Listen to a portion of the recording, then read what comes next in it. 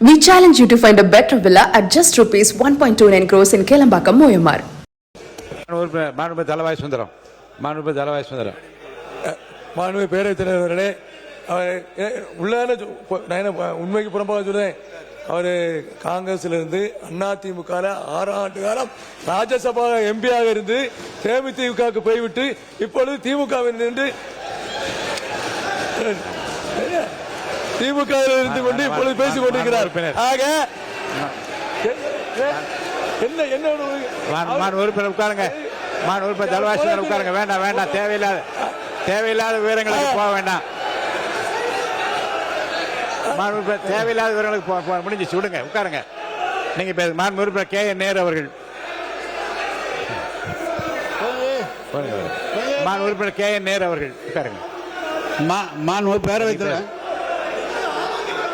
மாண்பு பேரவைத் தலைவர் அவர்களே, தேவையற்ற கொஞ்சம் உறுப்பினர் உட்காருங்க. தம்பி உட்காரியா?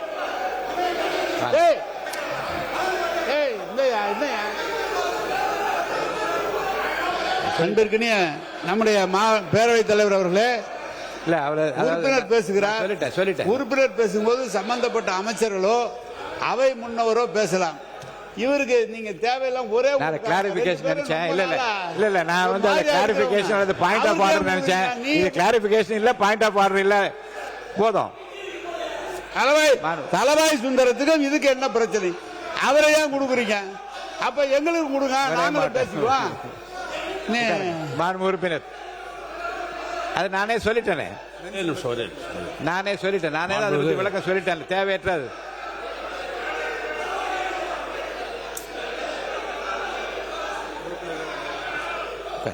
மாண்பு உறுப்பினர் தலவாய் உட்காருங்க. மாண்பு உறுப்பினர் ஏ வேலு அவர்கள். மாண்புமிகு பேரவைத் தலைவர்களே, உங்களுடைய செயலுக்கு நாங்கள் எப்பொழுதும் உள்நோக்கம் கற்பிக்க முடியாது.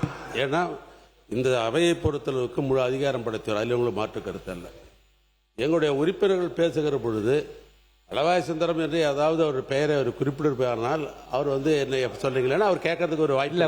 நானே கிளாரிபிகேஷன் தான் கேட்கறேன்னு சொல்றேன். அவர் விவரமா பேசக்கூடிய கிளாரிபிகேஷன் கேட்கிறாரு அப்படின்னு தான் நான் அவர் அலோவ் பண்ண. நான் அவரது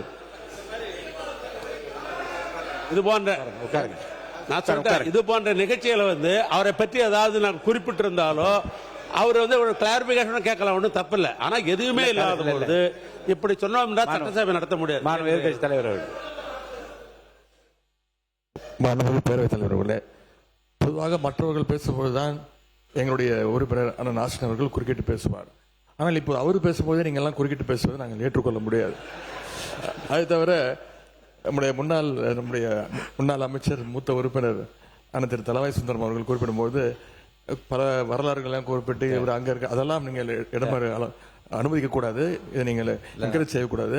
அப்படி அவர் பேச ஆரம்பித்தால் நாங்களும் பேச ஆரம்பிப்போம். ஏன்னா இங்க இருக்கக்கூடிய பல்வேறு தலைவர்கள், பல்வேறு உறுப்பினர்கள் பல்வேறு இடங்கள்லேருந்து வந்திருக்காங்க. இப்போ எங்க இருக்காங்களோ அங்க அவங்க உண்மையாக பணியாற்றி கொண்டிருக்கிறார். மற்ற உறுப்பினர்களுக்கும் அவர் கையை உயர்த்திய போது ஒரு கிளாரிபிகேஷன் கேட்கிறார் என்று நினைத்தான் அனுமதித்தால் அது பாயிண்ட் ஆஃப் ஆர்டரா என்று பார்த்தேன். அது தேவையற்ற விவரங்களை நீங்கள் தெரிவித்தால் அது இப்போ நீங்க மென்ஷன் பண்ண மாண்பு உறுப்பினர் ஆஸ்டின் நீங்க உட்காருங்க. இப்போ நீங்க மென்ஷன் பண்ணுவதை பற்றி சொல்றீங்க. அவையில் கேள்வி நேரம் இல்லாத போதும் கவன ஈர்ப்பு தீர்மானம் எடுத்துக்கொள்ளப்படாத போதும் நான் என்ன நினைத்தேன் என்றால், நிறைய உறுப்பினர்கள் புதிதாக வந்தவர்கள் ஏற்கனவே இருந்தவர்களுக்கு இந்த கூட்டத்தொடர் முடிவதற்குள்ளாக நாமும் சட்டசபையில் மக்களுடைய கருத்துக்களை பேச வேண்டுமே என்கின்ற அந்த விருப்பத்தின் அடிப்படையில் அவர்களுக்கெல்லாம் ஒரு வாய்ப்பு தர வேண்டும் என்றுதான் வினாக்கள் விட இல்லாத நேரத்திலும் இந்த கவனிப்பு இல்லாத நேரத்தில் நான் வந்து மென்ஷன் பண்ணுங்க, பதிவு செய்யுங்கள் என்று உங்கள் தொகுதி பிரச்சனைக்காக தான் நான் அனுமதித்தேன்.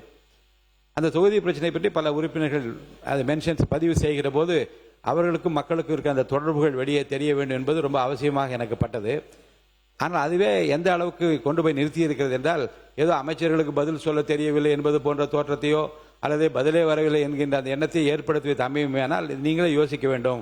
நான் ஜனநாயக பூர்வமாக உங்கள் கருத்துக்களை சொல்வதற்கு மாண்புமிகு அமைச்சர் அவர்கள் பதில் கிடைத்த பிறகுதான் நான் அனுமதிக்க வேண்டும். அதுதான் வந்து விதி. ஆனால் அதை ஏன் அனுமதித்தேன் என்றால், ஒருவேளை சில அமைச்சர் இப்போ பதிலும் சொன்னார்கள்.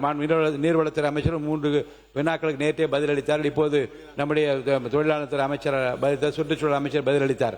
இப்படி வாய்ப்பு இருந்தால் உடனே பதிலளிக்கின்றார்கள். பதில் சொல்ல முடியாத ஒரு அரசாங்கம் இந்த அரசாங்கம் அல்ல என்பதை நீங்கள் மனதில் வைத்துக் பதில் தெரியும். ஆனாலும் காலதாமதம் இல்லாமல் அதை தர வேண்டும் என்று நான் வலியுறுத்தி கொண்டிருக்கிறேன். காலதாமதம் இல்லாமல் பதில் வருகின்ற வினாக்களுக்கு மட்டும்தான் வியாழக்கிழமையிலிருந்து வினாக்கள் விடைகள் நேரம் மட்டும்தான் நடைபெறும்.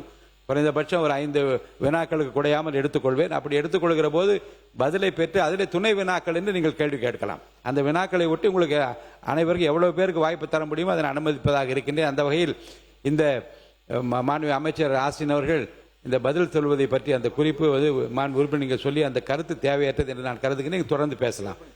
மாண்புமிகு பொதுப்பணித்துறை அமைச்சர். மாண்புமிகு பேரவைத் தலைவர்களே, மாண்புமிகு எதிர்க்கட்சி தலைவருக்கு நன்றி. இன்னைக்கு தான் அவரே ஒத்துக்கிட்டாரு. நாங்களாம் பேசும்போது சட்டமன்ற உறுப்பினர் ஆஸ்திரேலியா எப்பயுமே எந்திரிச்சு குரல் கொடுப்பாரு அப்படின்னு. இந்த வழி இன்னைக்கு அவருக்கு தெரியுது. நாங்க எந்திரிக்கும் போது எப்பயுமே அவர் எந்திரிச்சு எப்பயுமே எல்லாத்தோடைய பேச்சை நிப்பாட்டுவாரு.